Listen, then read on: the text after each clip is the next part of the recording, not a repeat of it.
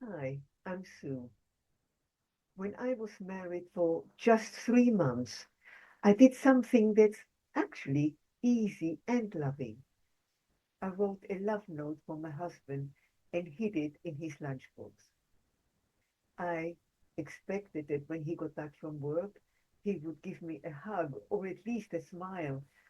Instead, I got, don't do that again.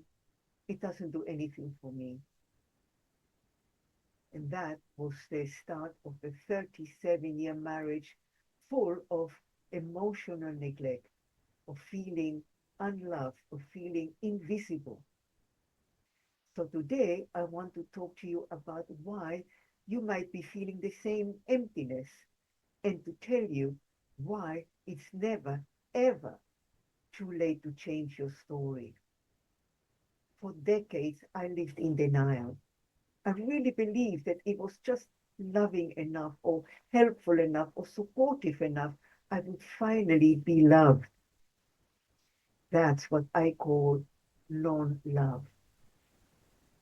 If you were the only one showing affection, the one asking, how was your day? The only one trying to keep your relationship together, then you are not in a partnership.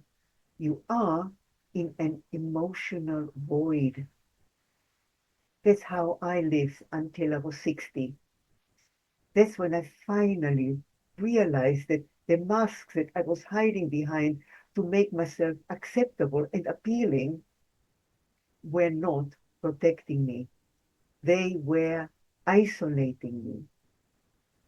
It took me 10 years of living on my own to find myself. I had to learn to recognize and tame my gremlin, the one who kept telling me that I didn't deserve to be treated with kindness and consideration.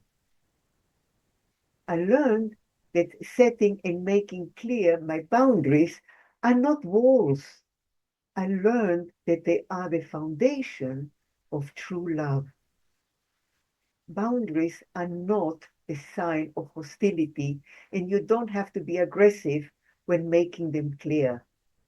They are a calm way of saying, this is what I need.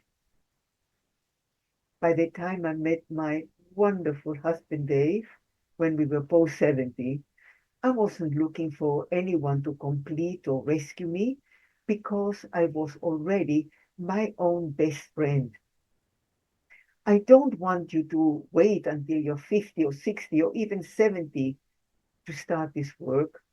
That's why I've created a 1 minute checklist called the Love Note Test. It helps you identify the 7 early warning signs of an emotionally one sided relationship. It asks tough questions like, does the name of your partner ever ask me those little questions that really matter to me? Does he or she share with me what they're thinking or feeling? Just noticing stuff like that is the first step to understanding why you feel the way you do. If you feel a constant sense of loneliness, even when you're in the same room, please know you are not imagining it. And I also want you to know that you're not alone. Click on the link below to download the checklist and to join the free community from self love to true love. And remember, when you change, everything changes. I look forward to seeing you there. Bye.